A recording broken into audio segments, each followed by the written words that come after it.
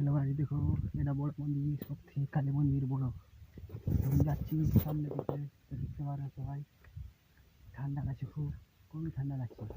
এই আমাদের এই জায়গা দেখতে পারেন, যাচ্ছি এখন মন্দিরে। এই জায়গায় দেখো মন্দির, দেখতে কত ভালো লাগছে দেখুন। হ্যালো গাইস, দেখতে পারেন সবাই, এটা কালী মন্দির, দেখতে খুব সুন্দর লাগছে।